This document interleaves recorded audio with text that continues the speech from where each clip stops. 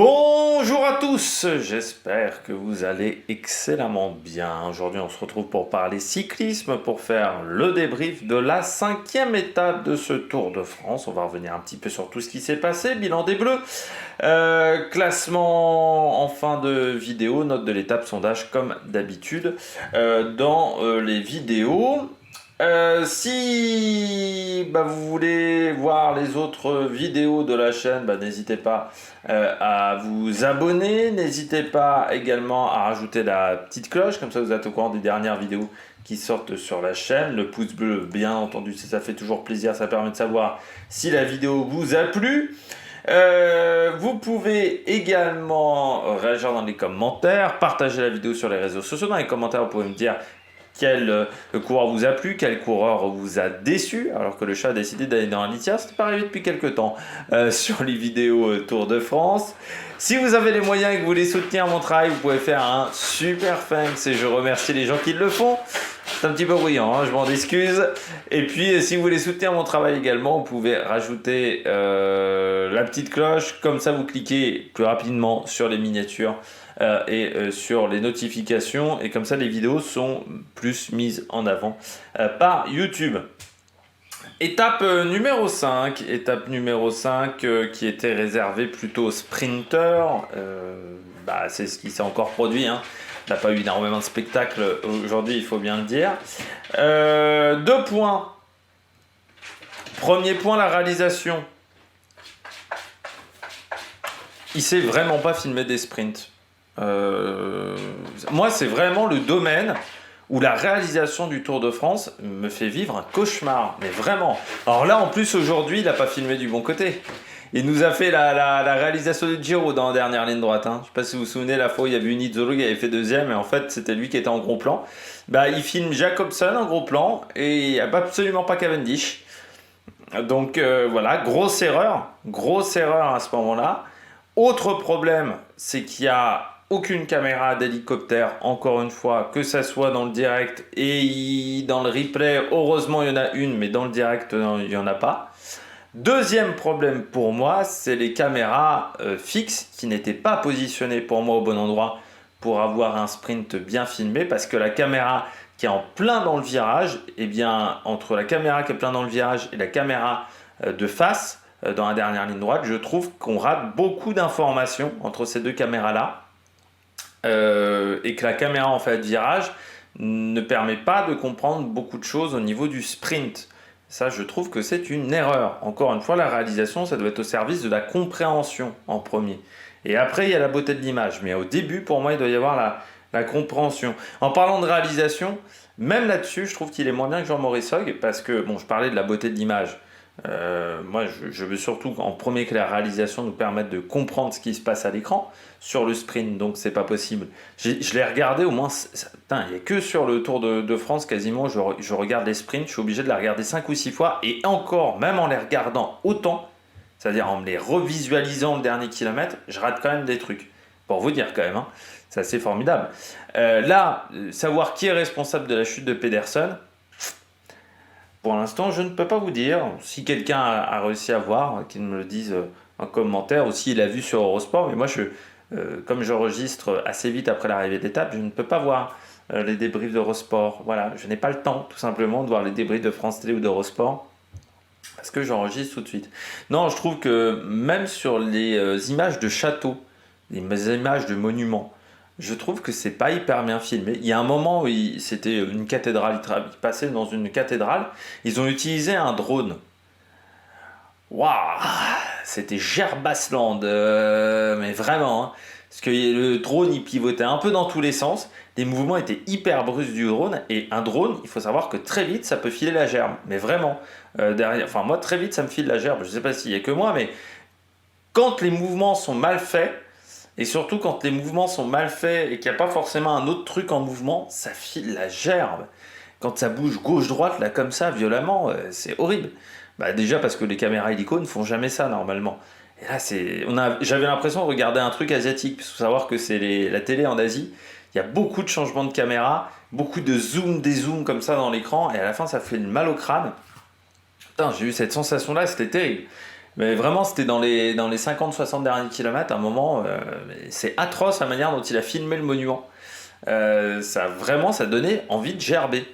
Donc ça, je me dis, putain, il y a un vrai problème quand même, hein. Alors on m'a conseillé, on m'a dit, ah oui, il y a un commentaire. C'était pas un commentaire qui était méchant. Encore une fois, on m'a dit, ah bah sur France Télé, tu peux passer d'une caméra à l'autre. Oui, mais j'adore, il y a pareil sur Canal+, avec la Formule 1, tu peux passer d'une caméra à l'autre, rester sur la même caméra. Mais si on paye un réalisateur, c'est pour qu'il réalise correctement la course. Si c'est moi qui est obligé de faire le job du réalisateur, à quoi ça sert d'avoir Anthony Forestier? Donc si on paye Anthony Forestier, c'est pour qu'on n'ait pas besoin de passer d'une caméra à l'autre, vu que normalement c'est à lui de le faire. Vous voyez mon problème que j'ai avec ce genre de situation? C'est que déjà peut-être que dans 10 ou 20 ans, il n'y aura plus de réalisation, c'est toi qui te feras ta propre réalisation, mais c'est bien, ça permettra de gagner de l'argent, mais ça supprimera peut-être aussi des emplois. Et surtout, bah, normalement, c'est au réalisateur de faire ce travail-là. Autre sujet, la sécurité. Oh, une arrivée en virage, bonne idée, hein. Bah, la chute de Pedersen, c'était sûr qu'il allait avoir une chute. Sûr. Je trouve même ça surprenant que ça soit que Pedersen qui tombe. Mais je trouve que oui, c'était assuré qu'avec un virage comme ça, dans les 300, ça devrait être proscrit les virages dans les 300 mètres comme ça. Ça devrait être proscrit. Les derniers virages, ils devraient être à 500-600 mètres, mais pas à 300 mètres. Quand tu commences à déclencher ton sprint et que tu as un virage comme ça, bah oui, il s'est retrouvé le long des balustrades, il pouvait rien faire, hein, Coco, hein. Mais c'est normal parce que Cavendish, il lance son sprint à la sortie du virage. Ils ont tous lancé leur sprint à la sortie du virage. Et ils ont tous lancé leur sprint en décalant leur ligne. Mais tous, hein. Il n'y a pas que Cavendish, vous avez Deli, ils ont tous changé de ligne. Mais c'est obligé parce que tu es forcément emporté par la force centrifuge. Donc tu es déporté vers l'extérieur. Forcément, tu es déporté vers l'extérieur. Donc tu décales ta ligne. Parce que sinon, il faut casser ta vitesse. Il faut vraiment casser. Il faut vraiment plaquer le vélo presque, hein, pour pouvoir prendre le virage à la corde. Donc c'est quasiment impossible quand tu lances un sprint. Donc ils ont tous changé de ligne. Et voilà, bah, c'est une arrivée en virage. On l'avait déjà vu, hein, sur le Dauphiné. J'en avais déjà parlé sur la première étape du Dauphiné, que j'avais trouvé le final catastrophique. Et puis, autre élément en termes de sécurité, la séquence avec Pogacar. Pogacar qui a failli tomber, il a eu de la chance. Même, je trouve qu'à cet endroit-là, c'était mal indiqué. Il y avait pas mal de terre-plein. Je sais toujours pas si on doit dire des terre-pleins centraux ou un terre-plein. On doit dire un terre-plein central, mais je n'arrive toujours pas à savoir pour le pluriel. Donc il y avait beaucoup d'infrastructures sur la route sur cette étape. Et pas mal, donc c'était des terre-pleins. Et comme ça on n'a pas le problème. Et pas mal où c'était pas hyper bien indiqué. C'est vrai que je trouve qu'en Belgique, par exemple, cette année, ils avaient mis en place à certains endroits des trucs gonflables qui étaient assez grands, comme ça, un peu en gonflé. Je trouve que c'était pas mal, ce genre de système. Et en plus, bon, moi je trouve que Pogacar, du côté de France Télé, je trouve qu'ils n'ont pas assez fait la remarque là-dessus. Mais Pogacar, il se fait surprendre. Pourquoi il se fait surprendre? Les premiers coureurs du peloton n'ont absolument pas indiqué à ceux qui étaient derrière qu'il y avait un terre-plein. Regardez la première ligne du peloton, il n'y en a pas un qui fait un geste, hein, mais pas un depuis la caméra d'hélicoptère pour dire « Ah bah là, il y a un terre-plein central ». Vu qu'en plus, il n'y avait pas de signaleur, il n'y avait pas de système sonore à cet endroit-là, parce qu'il y avait juste un panneau, il n'y avait pas de panneau électronique, il y avait un panneau classique, bah forcément Pogacar, il y en a un qui allait se faire avoir aussi à cet endroit-là, hein. Pogacar, il a réussi à s'en sortir, mais alors miraculeusement, vraiment, parce que quand tu as la roue qui est en travers, il faut quand même avoir du talent pour réussir à rester sur son vélo. Mais je trouve que voilà, encore quand on parlait de sécurité, ça date aussi du comportement des coureurs. Là, certes, c'était pas hyper bien fait en termes de protection, mais de toute manière, sur un parcours de, encore une fois, 150 km, 180 km, tu auras toujours des endroits où où l'organisateur peut parfois mettre un peu moins d'éléments de sécurité ou considère que bon, à cet endroit-là, ça va pas être dangereux. Il y aura toujours des ratés dans la raquette. Mais dans ce cas-là, il faut que le comportement des coureurs soit bien meilleur. Là, je trouve que tout le monde a pensé à sa gueule et n'a pas pensé à l'arrière du peloton. Or, je dis toujours, mais un peloton, c'est un peu comme une grande communauté, c'est un peu comme un grand village. Et voilà, ça me sidère les gens qui ne pensent pas aux autres. Mais bon. Et là, je trouve que dans le peloton, dans cette situation-là, je trouve que voilà, les mecs à l'avant du peloton auraient dû prévenir. Bon, on commence avec le résumé. Le résumé va être quand même assez court pour cette étape. On part donc de cette étape numéro 5 avec une première tentative d'échapper après une dizaine de kilomètres de course. Wow, une tentative d'échapper, c'est vite dit. Une première attaque avec Ayuso et Lascano. On voyait qu'on s'ennuyait un petit peu dans le peloton. 4 km après, à 166 km de l'arrivée, ils sont repris. Pas mal d'attaques, beaucoup de coureurs. Alors, c'est des attaques qui sont souvent reprises assez vite, mais quelques coureurs tentent de partir en échappée. Vous avez Van Aert également qui change de vélo. Et puis, à 153 km de l'arrivée, la première attaque de Clément Russo qui sera rejoint au kilomètre 143 par Matteo Vercher, le duo qui va rester en tête, un écart maximum de 5 minutes 30. À 90 km de l'arrivée, l'écart tombe à 3 minutes 25, il sera de 2 minutes 22 à 70 km de l'arrivée. Avant Aoste et le sprint intermédiaire, nous avons la fameuse chute qui est la suite de l'action dont je vous parlais avec Pogacar. Impliqué dans cette chute, Bilbao, Wright, Sébastien Grignard, Mühlberger, Oliveira, tous ces coureurs-là qui repartiront sur leur vélo alors que la pluie a décidé de faire son apparition sur la course. Au sprint intermédiaire, Clément Russo passe en tête devant Matteo Verger.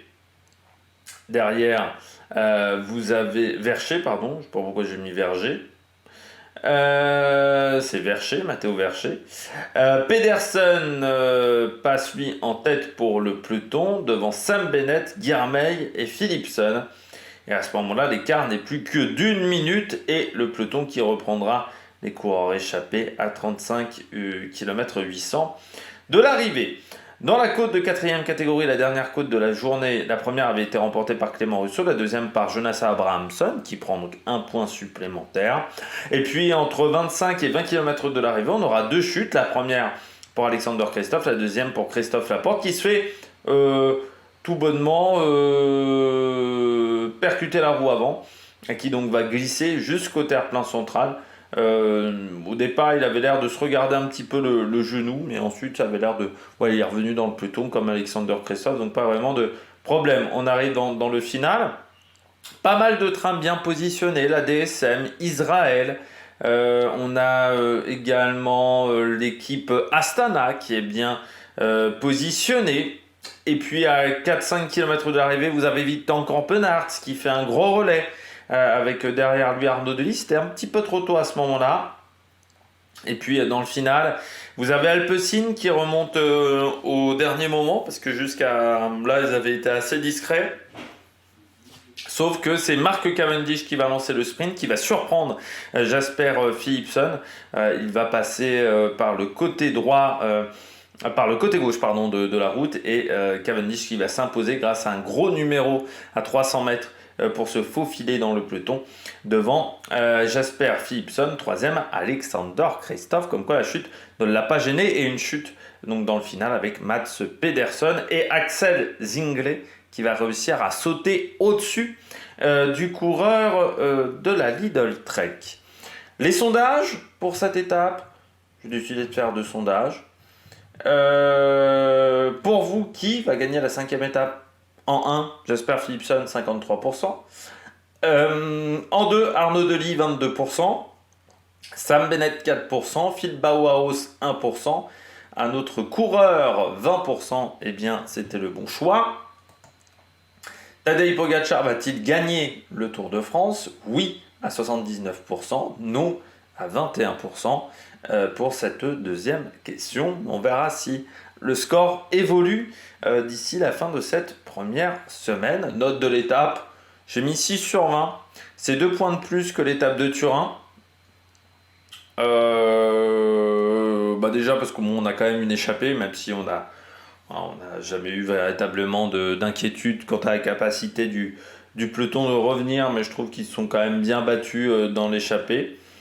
Et puis j'ai bien aimé le sprint, voilà. Mais ça reste une étape qui est très calme en termes de spectacle. Moi je prends la globalité de l'étape pour mettre la note. Voilà, je trouve que c'est une étape qui est très calme de ce côté-là. Mais le sprint était sympa, même s'il est quand même hyper mal filmé, ce qui fait que moi ça me gâche vraiment les sprints. La manière de filmer d'Anthony Forestier, ça me gâche vraiment la passion que j'ai pour les sprints. Parce que je trouve que c'est une catastrophe. Mais oui, 6 sur 20, parce que c'est pas l'étape de l'année. Hein. Celle-là, je sais. Bon, on la gardera dans l'histoire, oui, parce que y a un record qui a été battu. Mais je sais pas si on se souviendra véritablement du déroulé de l'étape jusqu'au sprint. Hein. Je ne suis pas sûr. Bon, on regarde tout de suite le bilan des Bleus. Le bilan des Bleus. Bon, on commence déjà avec les deux baroudeurs de cette étape, qui n'ont donc pour moi fait une journée correcte, Russo et Matteo Vercher. Pour moi, c'était leur job, on va dire, de faire cette échappée. Groupama a pas forcément a pas de sprinter. Groupama n'a pas vraiment de grimpeur pour jouer le général. Et Clément Russo, de toute manière, en montagne, bon, à part aider ses leaders dans une échappée sur le plat, Clément Russo, c'est pas un grimpeur. Donc c'était une opportunité aujourd'hui pour lui de se montrer, de se faire plaisir. Donc voilà, il a saisi sa chance. C'est sûr qu'on n'est pas habitué à ce que Groupama fasse ce type d'échappée sur le plat depuis très longtemps, mais encore une fois, c'est une année assez particulière pour la Groupama quand même sur ce Tour de France. Et du côté de Clément Russo, je pense qu'il s'est fait vraiment plaisir. Matteo Vercher, il fallait l'accompagner. Là aussi, on est sur un jeune coureur. Je pense qu'il a beaucoup appris aujourd'hui. Je pense que tu apprends beaucoup plus dans une échappée du Tour de France que dans un peloton, au niveau expérience. Et là, je pense que du côté de Matteo Vercher, il a appris beaucoup de trucs sur cette étape. Bon, forcément, on le savait avec la configuration de la journée qu'il y avait peu d'intérêt à partir en échappée. Bon, je le dis encore une fois, hein, ce que j'ai dit il y a 2 jours lors de l'étape de Turin, mais sur le Tour d'Italie, on n'a pas ce problème-là, hein, parce qu'il y a des classements de la Fuga, il y a des classements pour les baroudeurs, il y a le classement des sprints intermédiaires, il n'y a déjà pas qu'un seul sprint intermédiaire. Déjà, s'il y avait, comme à l'ancien temps, 3 sprints intermédiaires, les sous seraient aussi partagés. Là, par exemple, pour partir en échappée dès le matin, il fallait quand même se dire que potentiellement, la dernière côte, tu la passais pas en tête. Donc, tu avais peut-être le point du premier classement de la montagne. Ça, celui-là, il était assuré. Et ensuite, même le sprint intermédiaire, si dans le peloton, ça commençait à s'exciter sévère, tu pouvais ne pas l'avoir. Et tu avais très peu de chances aussi d'avoir les points de la dernière côte si ça commençait à s'exciter. Potentiellement, tu n'avais d'assuré qu'un sprint de la montagne. En sachant que je rappelle que maintenant, les sprints 4e catégorie, enfin maintenant, ça fait plus de 10 ans, il y a un point que pour le premier. Donc ça donne même pas envie de partir à 3 ou à 4, parce qu'à 3 ou à 4, tu sais qu'il y en a 2 ou 3 qui n'auront pas grand-chose. Matteo Vercher, aujourd'hui, il a pris que 20 points, que 18 ou c'est 18 points, je crois, au sprint intermédiaire. Donc c'est moyennement rentable. Encore Clément Russo, il a le classement de la combativité, il a un point du classement de la montagne et le sprint intermédiaire.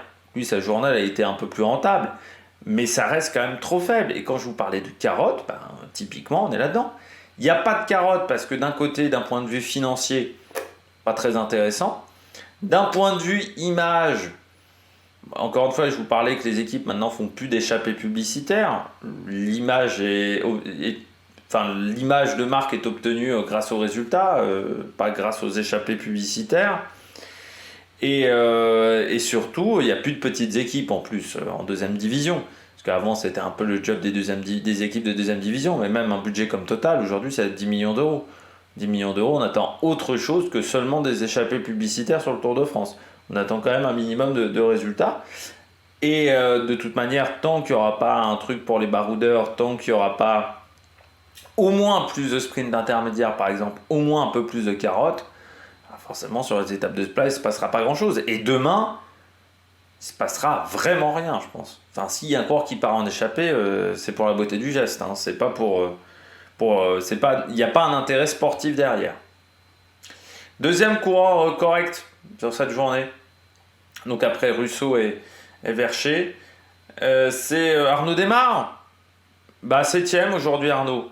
Alors oui, on allait me dire, je me contente de pas grand chose. Oui, mais on part quand même de loin hein, avec Arnaud Démare. Ça arrive depuis le début de saison. Je crois que ça doit être son 2e ou 3e meilleur résultat de l'année. Oui, parce que depuis le début d'année, c'est pas fou, hein, Arnaud Démare. Et puis il y a eu ce problème d'organisation avec sa formation, le problème également de blessure sur les 4 jours de Dunkerque, ce qui fait qu'il était dans le train, qu'il n'était pas le dernier sprinter, donc là aussi ça perturbe un petit peu l'organisation de l'équipe. Mais là, j'ai trouvé que dans le sprint à l'arrivée, par rapport à il y a quelques jours où il n'avait pas pu sprinter, il avait déraillé dans le dernier kilomètre, c'est pour ça qu'il avait fini aussi loin, mais il n'avait pas pu du tout sprinter Arnaud Démare. Là, je me disais, ça serait bien de se montrer aujourd'hui, quoi, pour avoir une chouille de confiance. Et je trouve que c'est mieux du côté d'Arnaud Démare. Alors, c'est pas parfait. Tu vois très clairement un coureur qui n'est pas en confiance dans le final. Pour moi, il aurait pu faire 4. Je pense qu'il pouvait être en mesure d'être dans la roue d'Arnaud Delis, voire devant Arnaud Delis. Le problème, c'est qu'autant Cavendish, dans la zone entre 400 et 300 mètres, il arrive à se faufiler comme un chat, autant Démare, il fait un petit peu boule de flipper, c'est-à-dire qu'il a rebondi sur 2-3 coureurs, tout simplement parce qu'il n'est pas en confiance, donc il est un peu trop timoré à ce moment-là. La prise de risque n'est pas suffisante pour aller trouver un trou, trouver une ouverture pour aller chercher la gagne. Par contre, j'ai trouvé que dans l'organisation de la Arkea, dans le dernier kilomètre, il y a encore 2 coureurs devant lui, donc c'est bien mieux du côté d'Arnaud Démare. Si ça commence à arriver peut-être demain, si on arrive à confirmer ça demain, ça pourrait faire des résultats du côté d'Arnaud. Donc non, il y a vraiment du mieux. Là vraiment dans le final, il manquait de confiance. Là c'est pas le train, c'est pas un problème d'organisation, c'est un peu de confiance dans le final. Mais il finit bien son sprint parce que si vous comparez, il part légèrement derrière Coquard. Et Coquard, lui, se rate complètement, alors que Démare, lui, il arrive à très très bien finir son sprint. Donc je trouve qu'il y avait vraiment il y a des choses positives à retenir de cette journée pour Arnaud Démare, ce qui n'était pas le cas sur les fois d'avant. Donc c'est pour ça que j'ai décidé de le mettre en coureur plus-moins, en coureur correct. En flop pour cette étape, Brian Coquard. Déjà parce que Brian Coquard est beaucoup trop seul. Et je me dis quand même que l'organisation n'est pas tip-top parce que, alors oui, on a vu Axel Zinglet qui est passé au-dessus de Pedersen, mais pour moi, Axel Zinglet n'a absolument pas participé à aider Coquard dans le final. Et pourtant, c'est son travail. Surtout aujourd'hui, avec un Alexis Renard qui était tombé hier, donc qui n'était peut-être pas au top de sa condition, il fallait que Zinglet fasse vraiment le travail de poisson pilote. Pour Brian Coquard, sauf que il n'a pas fait ce travail-là de poisson pilote. Donc Coquard, il se débrouille vraiment tout seul. Et le problème, c'est que quand vous vous débrouillez seul, vous perdez de l'énergie dans un sprint comme ça. Et on le voit parce que il déclenche son sprint dans le virage. Il déclenche après Alexander Kristoff. Il n'arrive absolument pas à tenir la route d'Alexander Kristoff. Et vraiment, sur les 50 derniers mètres, il est au ralenti par rapport aux adversaires. Il y a beaucoup de monde qui lui passe devant. Et je pense à Arnaud Démare, par exemple. Arnaud Démare lui passe largement devant, alors qu'il part bien derrière Arnaud Démare. Donc ça montre bien que vraiment du côté de Brian Coquard, sur la fin du sprint, ça a été très difficile. Et je trouve qu'il est vraiment trop seul. Donc il est obligé de jouer énormément des coudes. C'est pas un grand gabarit Coquard. Il lui manque Walscheid cette année. C'est terrible à dire, mais il lui manque vraiment Max Walscheid parce que c'était vraiment son ange gardien. Et il lui faut des coureurs de ce gabarit-là. C'est un peu. Vous savez, il a un gabarit qui est petit, Brian Coquard. Un peu comme, j'ai envie de dire, un Robbie McEwen. Mais Robbie McEwen, il avait toujours des anges gardiens qui étaient des très grands gabarits. Il lui manque un grand gabarit devant lui. C'était la force de Walscheid. C'est que Walscheid, c'est un grand gabarit, donc ça permettait de jouer des coudes. Il lui manque un Chesbol, par exemple. Un coureur de ce profil-là, qui est capable de jouer des coudes et qui est en fait capable de le protéger. C'est un coureur qui a besoin d'être protégé dans le final. Et là, aujourd'hui, ce n'est pas suffisamment le cas du côté du coureur de la Cofidis. Je termine avec Sam Bennett. C'est dommage Sam Bennett parce qu'ils font un bel effort aux 500 mètres avec Naesen. Donc ce qui fait qu'il arrive à remonter, il arrive à se faufiler. Alors pourtant Bauhaus se fait une grosse frayeur, mais il arrive quand même à passer le long des balustrades. Ensuite il voit qu'il y a une opportunité peut-être en repassant un peu plus au centre, donc il se décale vers la gauche et en fait l'opportunité elle s'est ouverte pour Cavendish, mais lui il se fait enfermer complètement à ce moment-là. Et ce qui fait qu'il peut absolument pas déclencher son sprint, donc il a même pas essayé, hein, Sam Bennett. C'est dommage, il y a un manque de timing encore une fois du côté de la Decathlon AG2R. Il manque un peu de personnel, Sam Bennett, et je trouve que Nason fait pas un travail optimal pour le moment pour l'emmener dans de bonnes conditions. Donc c'est le problème pour Sam Bennett. Donc aujourd'hui, ouais, c'était pas un bon sprint, complètement enfermé, il n'a pas du tout pu faire son effort. Donc on verra ce que ça va le donner dans les jours à venir. On passe tout de suite aux coureurs au top. Attaque de Marlou! Les coureurs au top, Mark Cavendish. Mark Cavendish. Le record, on ne savait pas si elle allait tomber. Hein. Moi j'étais assez dubitatif, hein. Je vous l'avais dit en début de Tour de France que moi j'y croyais pas des masses quand même en Cavendish. Hein. Et que ça m'attristait parce que, encore une fois, moi j'aime pas trop ces grands champions qui finissent un petit peu les carrières en eau de boudin. Bah, un peu comme Thomas Voeckler, parce que c'est vrai que la fin de Thomas Voeckler c'était pas foufou. Voilà, c'est ces coureurs qui ont parfois marqué un sport et puis derrière ça s'écroule et ils n'arrivent plus à être à leur niveau. Alors ils continuent, hein, ils s'entêtent un petit peu, mais ils n'arrivent plus à obtenir les résultats et je trouve que ça, voilà, comme Sagan par exemple, ça nuit un petit peu à l'image, à l'entièreté de leur carrière, je trouve, dans ce genre de situation. Et j'aime bien moi les champions qui arrivent à finir au top. Je pense à Contador par exemple, je pense à Thibaut Pinot aussi, bah, même Romain Bardet qui a pris un maillot jaune. Et ça, je me disais du côté de Cavendish, comme on avait vu comment il était en difficulté lors du premier jour, quand on avait vu le Tour de Turquie où en montagne il était vraiment en grande difficulté, je m'étais dit ça va être dur quoi. Hein. Alors même s'il y avait eu le Tour de Hongrie, je me disais ça va être compliqué. Alors il y avait toujours l'opportunité de se dire peut-être en deuxième semaine, mais en plus cette année le Tour de France pour les sprinteurs c'est quand même une configuration qui est quand même atypique parce que grosso modo le dernier sprint ça va être mardi, un truc comme ça, peut-être mercredi ou peut-être jeudi, mais c'est pas encore sûr. Enfin les derniers sprints arrivent tôt, comme il n'y a pas les Champs-Élysées. Et je me disais bon bah Cavendish s'il arrive en forme un petit peu plus tardivement. Ouais, mais le problème, c'est que tes grosses opportunités de sprint, elles arrivent peut-être un peu tard pour Cavendish. Mais je pense qu'il avait rassuré ses équipiers. Quand vous voyez le travail que fait Astana, à partir de 20 bornes de l'arrivée, Astana est très bien positionné. Côté droite de la route, un petit peu ce que fait la Sky, enfin Ineos normalement, de ce côté-là de la route. Et il contrôle, et il contrôle, et il contrôle, sauf qu'à 4 km et demi, ils se perdent un peu. Voilà, on sent qu'on a un peu perdu Cavendish, alors on arrive à le retrouver. Et puis dans le final, bah, il a été félin comme un chat. Mais vraiment, Cavendish, parce que ce qu'il faut bien dire, c'est que c'est pas toujours évident dans ce genre de situation, parce que du côté de Mark Cavendish, bah, il faut avoir la prise de risque. Je dis, un sprinter, c'est un peu un fait du bulbe, quoi. Faut frotter à 60-65 km/h. Enfin, faut pas avoir peur. Donc, c'est un peu des mecs qui sont fêlés, quoi, hein, du côté des sprints. Et c'est vrai que Mark Cavendish, il a réussi à être super félin, à trouver l'ouverture.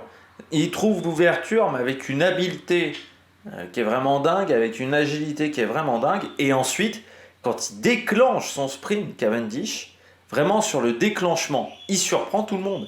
Philipsen, il va prendre sa roue, sauf qu'il prend sa roue, mais il se prend un petit éclat à ce moment-là. Vraiment ce que sur la prise de vitesse. Sur la prise de vitesse, il se prend un petit éclat. Après, je dirais que sur les 30-40 derniers mètres, Philipsen, pour moi, est plus rapide. Sauf que sur la prise de vitesse, il a tellement pris de retard qu'il ne peut pas rattraper Cavendish à ce moment-là.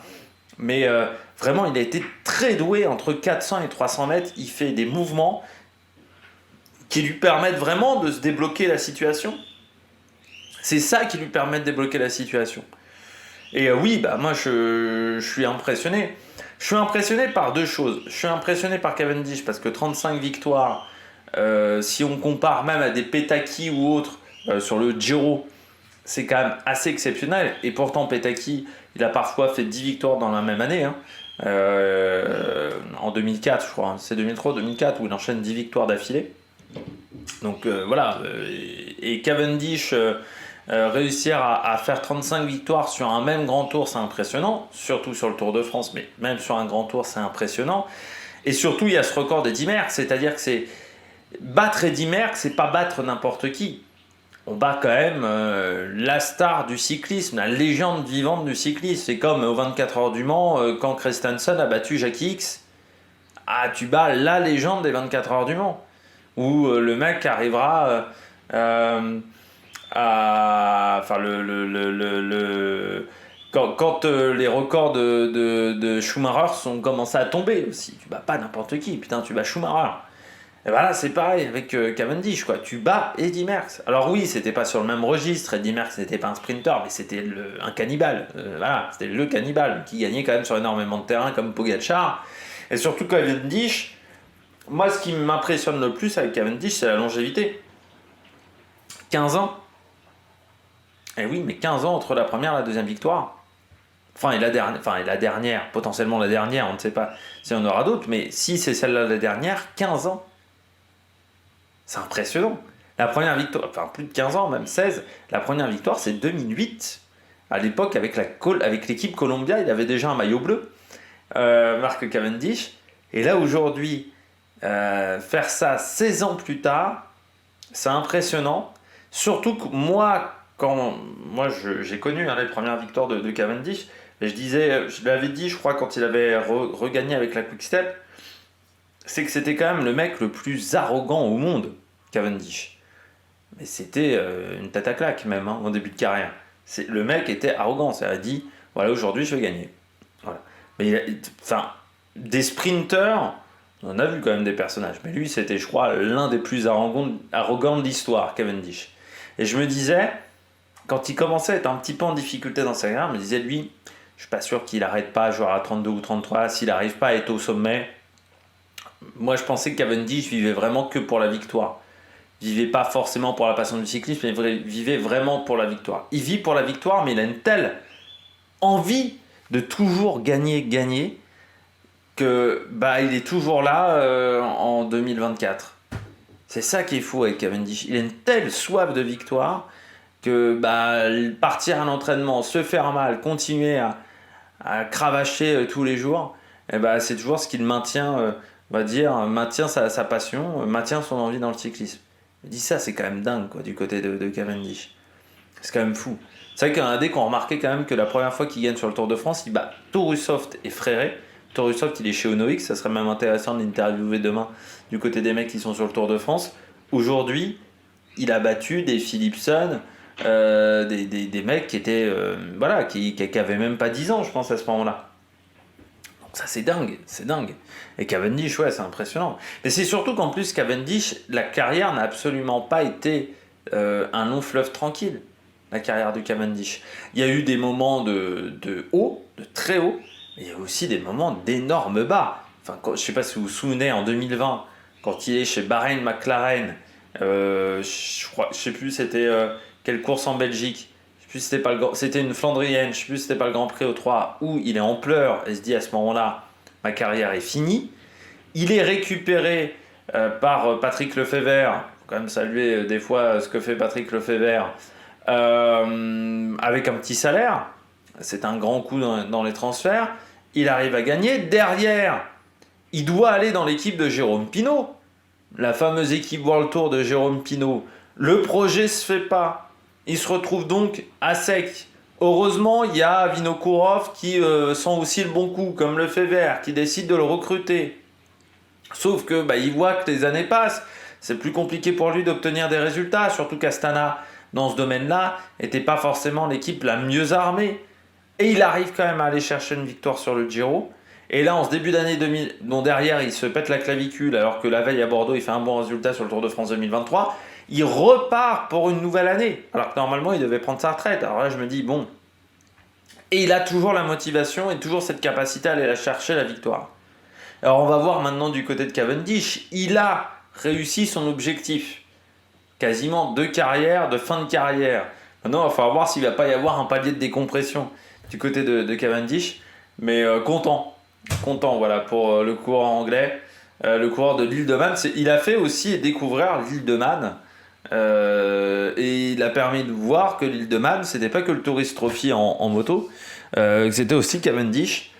Il a mis un petit peu l'île de Man sur une carte pour beaucoup de gens aussi, Cavendish. Il faut le rappeler. Non, et puis là, on voit que tout le monde était content. Alors, bien entendu, Geraint Thomas, mais, parce qu'ils sont potes avec Geraint Thomas, mais quand tu vois Christophe, quand tu vois tous les coureurs, il y avait des coureurs français qui vont le saluer à l'arrivée. Enfin, c'est une légende, Cavendish. C'était déjà une légende du sprint. C'est une légende vraiment du cyclisme. Et vous savez, en plus, ma passion pour les sprinteurs. Je peux vous dire que vous savez, j'ai toujours bien aimé les sprinteurs. Donc vous savez que j'aime bien voilà, ce genre de choses. Et Cavendish, ouais, fantastique. Deuxième coureur top, Jacobsen. Là aussi, bien épaulé dans le final, Jacobsen. Alors, ça met aussi un petit peu la pression dans ce genre de situation. Parce que Fabio Jacobsen, il y a Romain Bardet, Warren Barguil qui roule. Tu te dis, bon, les mecs, ils sont partis en échappée. Warren Barguil hier, Romain Bardet lors de l'étape numéro 1. Tu te dis, bon, faut pas que je me rate quand même. T'as Frank Vandenbroek aussi qui bosse. Enfin, les mecs, bon, voilà, ils ont fait déjà un bon Tour de France. Donc, la pression était sur les épaules de Fabio Jacobsen. Le premier sprint avait été raté pour Jacobsen. Là, celui-là est beaucoup plus réussi, mais parce que beaucoup mieux entouré. Dans le final, il est vraiment pas tout seul. Jacobsen, lui, il a choisi de sprinter à l'intérieur du virage. Mais ce qui fait qu'il a consommé plus d'énergie, forcément, avec la force centrifuge. C'est comme quand vous partez couloir 1 sur un 200 mètres, couloir 9. Couloir 1, vous prenez la force centrifuge dans la gueule. Couloir 9, non. Ça se voit pas forcément sur le début du sprint, ça se voit sur la fin. Parce que sur le début des sprints, comme vous avez mis beaucoup de vitesse, il a fallu gérer la force centrifuge. Et la force centrifuge, ça vous a coûté de l'énergie qui va vous manquer sur la fin du sprint. Donc du côté d'Alexander Kristoff, je pense que c'est ce qui lui a manqué sur la deuxième partie de sprint. Il a dû partir aussi avec un peu moins de vitesse. Mais Jacobsen, pas Alexander Kristoff. Mais je trouve que le sprint de Jacobsen, c'est vraiment son sprint le plus abouti depuis le début de saison. C'est vraiment pour le moment là où je me suis dit... là il a enfin réussi à faire quelque chose de bien. Alors pas de peau pour lui, j'avais pas vu sa victoire sur le Tour de Turquie, j'avais vu les sprints d'Andresen sur le Tour de Turquie, mais pas forcément sa victoire sur le Tour de Turquie à Jacobsen. Mais là ouais, ça fait du bien quoi, ça fait du bien pour lui parce que depuis le début d'année il galère un petit peu et là c'est un sprint qui est quand même plus abouti. Alors il en manque encore pour aller chercher la gagne parce qu'aujourd'hui il finit 5ème. Mais le sprint est beaucoup plus abouti. Et puis quand tu regardes bien dans ton sprint, Deli, Christophe, Philipsen, Cavendish, ils ont tous sprinté côté extérieur. Lui, il a fait le choix côté intérieur. Côté intérieur, il y avait Ackermann. Il bat Ackermann. Donc c'est là où pour moi, il réussit un bon sprint, Jacobsen. Mais oui, de l'autre côté, ils avaient peut-être choisi la meilleure route. Mais demain, sur un sprint tout droit à Mâcon, entre Mâcon et Dijon, pardon, ça peut peut-être le faire. Pour lui. Il faudra se méfier de Jacobsen. Troisième coureur top, troisième coureur également à l'arrivée, Alexander Kristoff. Très beau sprint d'Alexander Kristoff, le Norvégien, parce qu'il commence son sprint très loin. Certes, vous avez Abrahamsson qui fait le tempo dans la dernière ligne droite, mais il est quand même un peu seul, Alexander Kristoff. Je m'attendais à ce qu'il y ait Varejkoll qui l'emmène. Et au final, Varejkoll, il finit à 3 minutes, donc Varejkoll n'était pas là pour servir de poisson pilote. Après, c'est vrai que parfois, entre Varejkoll et Alexander Kristoff, ça s'était pas forcément bien passé entre les deux. Ils avaient du mal à vraiment s'entendre sur certains sprints. Mais Alexander Kristoff, il tombe quand même à 20-25 bornes de l'arrivée. Il avait le coude qui était assez bien écorché quand même, Alexander Kristoff, pour ensuite aller chercher la gagne aujourd'hui. C'est fort. Et surtout, du côté d'Alexander Kristoff, le sprint est très costaud. Il fait un sprint très long. Parce qu'il anticipe le sprint, parce qu'il est hyper loin. Donc il commence son sprint, il est en 3e rideau. Il est derrière Coquard. Vous avez le premier rideau, on va dire, avec Cavendish, Philipsen, et de l'autre côté il y a Jacobsen. Il y a le deuxième rideau où vous avez Coquard, et lui il est derrière Coquard. C'est-à-dire qu'il va déjà commencer son effort plus tôt. Pourquoi ? Pour passer Coquard par l'extérieur. Et ensuite sur la dernière ligne droite, il est costaud parce qu'il y avait Dely qui était aussi bien placé, il arrive à déborder Dely également par l'extérieur. Et ensuite, dans la dernière ligne droite, très très solide, Alexander Kristoff. Donc voilà, il faudra s'en méfier du Norvégien. Mais pour ça, il faudra que son équipe soit un peu plus solide. Parce que là, c'est vrai que dans le final, il était un petit peu trop seul, Alexander Kristoff. Mais là aussi, on est sur un coureur d'expérience. J'ai bien aimé en plus parce qu'il a été salué Cavendish, célébré avec Cavendish. Mais lui aussi, c'est un coureur qui est là depuis 2005. Vous l'étiez...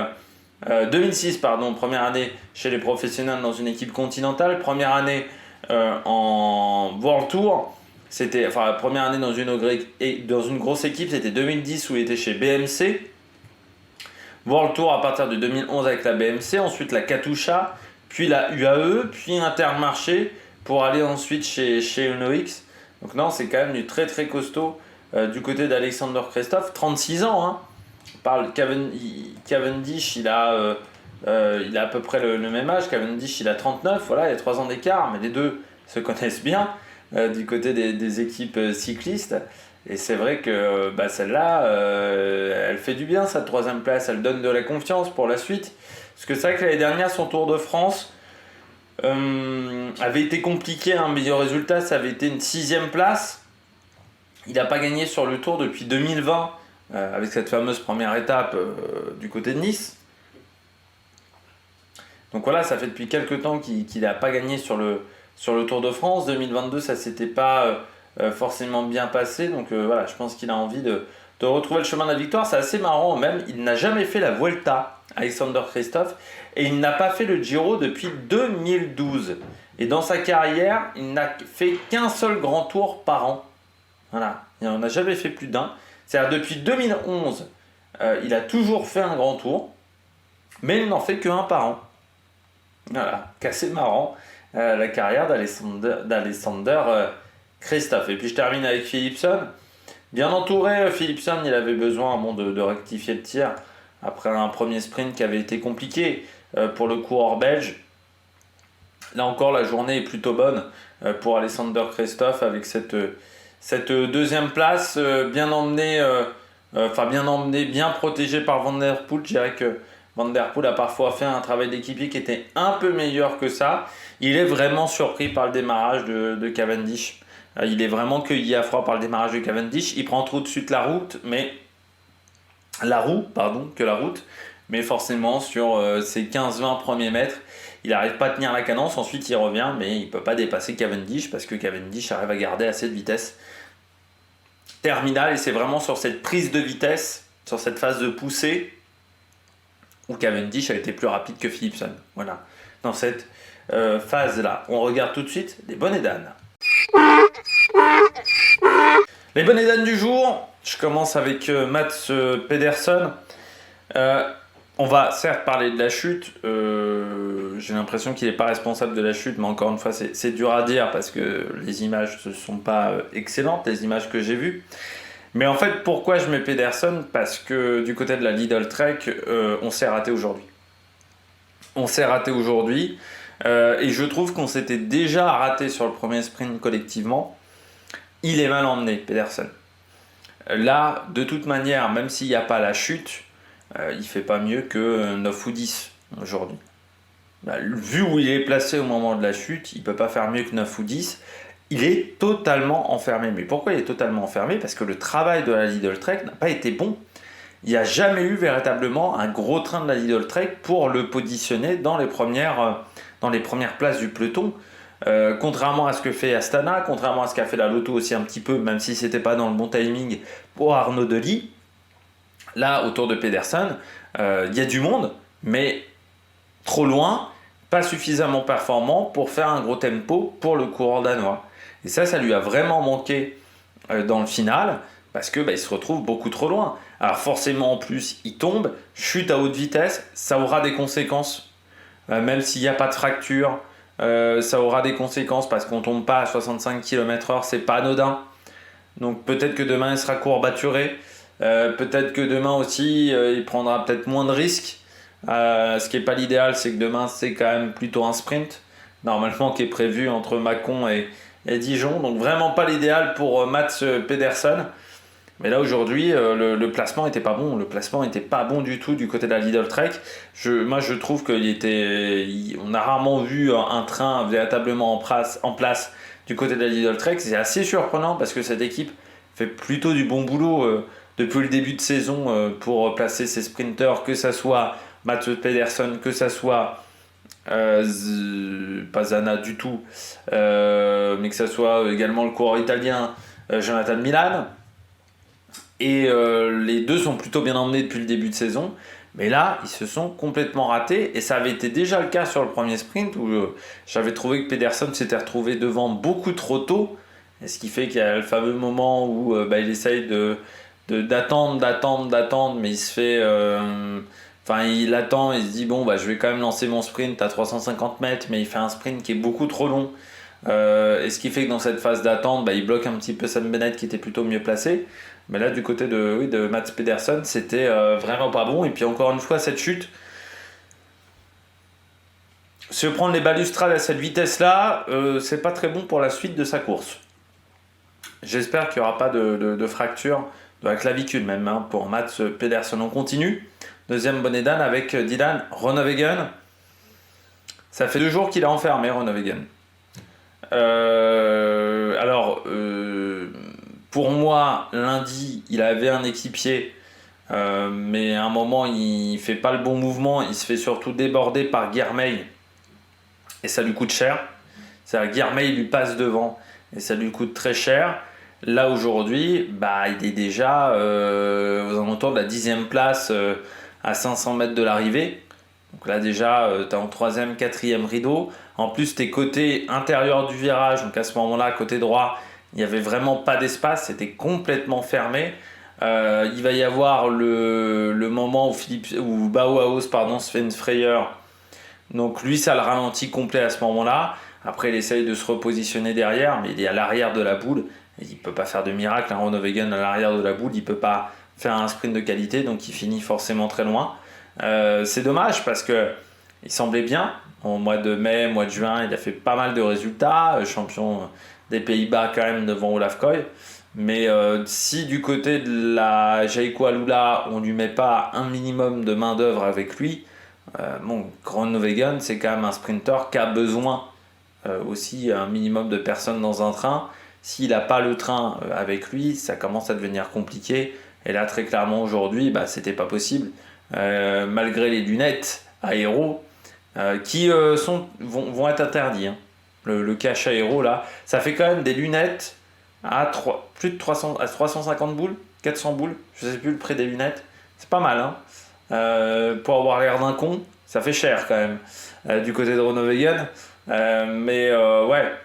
Du côté du coureur néerlandais, ça n'a pas marché aujourd'hui, mais il était trop seul aussi dans le final. Donc c'est comme Coquard, et à un moment il n'y a pas de miracle. Quand t'es pas épaulé, tu peux pas t'en sortir.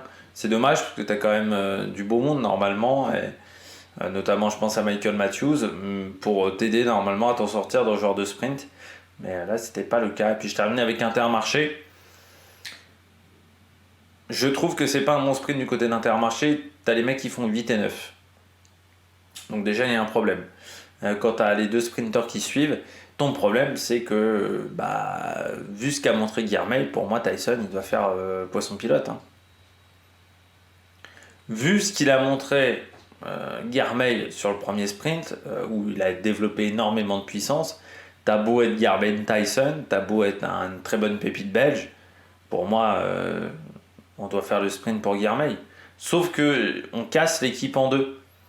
C'est-à-dire il y a une équipe avec Tyson. Guermeil il avait un équipier avec lui, ce qui fait que ça casse l'équipe complètement en deux. Ça m'a rappelé l'équipe de France au Qatar, lors des championnats du monde au Qatar. On aurait pu se retrouver dans cette situation-là. Heureusement presque qu'il y avait eu un coup de bordure, on avait mis une partie de l'équipe pour Boigny, une partie de l'équipe pour Desmar. Au final, ça a fait qu'on s'est pris un coup de bordure au bout de 30 km de course et qu'il n'y avait qu'un coureur français dans le final, qui était dans le bon groupe et qui finit très loin ce coup-là. Mais du côté d'Intermarché, on doit choisir un leader. Et pour moi, le leader, ça doit être Guermeil. Parce que pour le maillot vert, déjà premièrement, pour moi, Guermeil, il peut récupérer le maillot vert et l'emmener très loin, parce qu'il passe super bien les bosses, mais aussi parce que le premier sprint, c'est Girmay qui l'a réussi. C'est lui qui a été le meilleur, un peu moins, donc Tyson doit être au service de Girmay, parce que Girmay s'est pas planté. Et là, au final, tu te retrouves à avoir deux équipes, et à la fin, ça fait 8 et 9. C'est pas un très bon résultat pour Intermarché, c'est un résultat qui est décevant. Il faut savoir choisir un numéro 1. Parce que en sprint, tu peux pas avoir deux numéros 1. Deux numéros 1, c'est forcément aller vers l'échec. Soit tu intervertis, un jour il y a un numéro 1 et ton numéro 1 devient poisson pilote le lendemain, ce qui aurait pu être le cas du côté d'Intermarché. Mais là, on a vraiment cassé l'équipe en deux, donc ça ne pouvait pas le faire du côté de cette formation. Et Girmay aurait pu prendre un peu plus de points d'avance sur Pedersen en prenant une 5e place, notamment. On regarde tout de suite les différents classements. On regarde tout de suite les différents classements. On a les bons. Hier, il y a eu un petit problème avec OBS. En fait, je ne vérifie jamais l'écran de contrôle de OBS. Et je n'avais pas vu qu'OBS n'avait pas pris la bonne fenêtre, qu'avait pris la fenêtre de la préparation de l'étape de demain. Enfin, de l'étape d'aujourd'hui pour vous, mais de l'étape du lendemain du côté d'OBS. Ce qui fait que vous avez une petite surprise de voir Romain Bardet et Pierre Rolland au niveau des classements. Du côté donc de cette étape, donc Mark Cavendish qui s'impose devant Jasper Philipsen, Alexander Kristoff, Arnaud Delis, Fabio Jakobsen dans le top 5, Mats Pedersen est remonté sur son vélo, il a fini je sais plus combien dans les 140, un truc comme ça, voilà, il finit 128 sur cette étape, le dernier étant Søren Vareskjold qui prend la 174e place, parce que pour le moment il n'y a eu que 2 abandons sur ce Tour de France. Du côté du classement général, pas de changement, toujours Pogačar en tête avec 45 secondes d'avance sur Evenepoel, Vingegaard à 50 secondes, une 10 pour Ayuso, une 14 pour Roglic, Carlos Rodriguez et lui 6ème à 1 minute 16, le premier français donc Guillaume Martin 17ème. Vous pouvez remarquer quand même 18 secondes de bonification en Tadej Pogačar sur les 45 secondes d'avance sur Remco Evenepoel, donc il y a 10 secondes de plus de bonification, seulement de bonification entre les deux. Au niveau du maillot vert, ça a été serré aujourd'hui. À un moment, on avait Pedersen et Girmay à égalité, mais comme Pedersen est tombé, eh bien c'est Girmay qui passe en tête de ce classement, mais ça reste serré. Surtout que il y a eu du côté d'Intermarché, on a fait le sprint pour Tyson et pour Girmay. Donc 102 points, c'est-à-dire 8 points d'avance sur Pedersen. Abrahamsson est toujours dans le match aussi, le coureur de la Uno X, mais qui a fait un gros travail aujourd'hui pour Alexander Kristoff. Jasper Philipsen est 4ème, 5ème Kevin Vauquelin, 6ème Brian Cocard, 7ème Gaviria, 8ème Cavendish, 9ème Pogačar, 10ème Arnaud Delis. Du côté du classement de la montagne, Abrahamsson a pris un point aujourd'hui. 25 désormais dans son escarcelle avec 5 points d'avance sur Pogačar, Madouas toujours 3ème, Vingegaard, Evenepoel, et donc aujourd'hui c'est Clément Russo qui a marqué un point sur cette étape. Du côté du maillot blanc, là aussi pas de changement, Evenepoel en tête avec 25 secondes d'avance sur Ayuso, Rodriguez est 3ème, Jorgensen Mutrago complète ce top 5, et puis du côté du classement par équipe, là aussi pas de changement, UAE devant avec quasiment 5 minutes d'avance sur Ineos, Soudal Quickstep ensuite est 3ème, et Labora Hansgrohe 4ème de ce classement. Il y a déjà les petits écarts. La première équipe française pour le moment, c'est la Decathlon AG2R qui est 12ème, mais a déjà 47 minutes, quasiment 48 de retard sur l'équipe UAE. Donc contrairement au Giro, ça devrait être plus compliqué pour la formation française pour aller récupérer ce classement par équipe. Eh bien nous, on se retrouve demain, 7h pour la présentation de l'étape numéro 6 de Mâcon à Dijon. D'ici là, n'hésitez pas à vous abonner à la chaîne, à réagir dans les commentaires, à mettre un pouce bleu, et puis nous, eh bien, on se retrouve pour de nouvelles aventures sur la Mec Production. Ciao, ciao!